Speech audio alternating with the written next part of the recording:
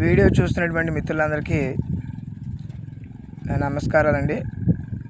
ఈ వీడియో నేను ప్రత్యేకించి ఎందుకు చేయాలనిపిస్తుందంటే, కొన్ని సందర్భాల్లో రీల్స్ని మనం అబ్జర్వ్ చేస్తున్నప్పుడు కొంతమంది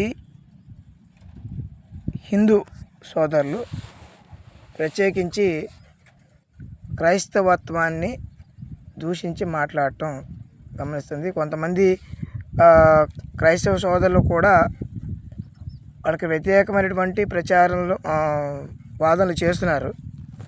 కానీ నేనేమని చెప్తున్నానంటే, నాకు తోచిన మాట, క్రైస్తవత్వం తప్ప ఒప్ప అని విమర్శించటం కంటే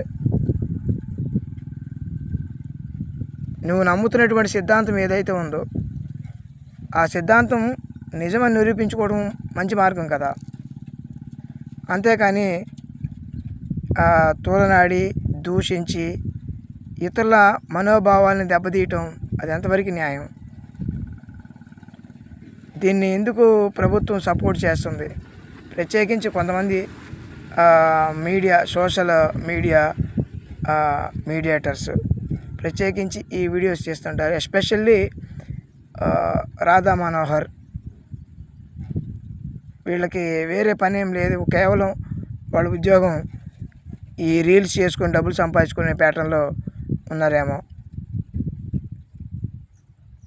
ఎంత మూర్ఖవాదం చేస్తున్నారో, ఎందుకు ఈ తర్కం ఎందుకు?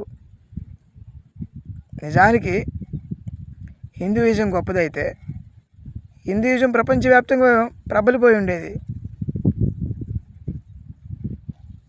పాయింట్ మీరు అర్థం చేసుకోవాల్సిన విషయం ఏంటంటే,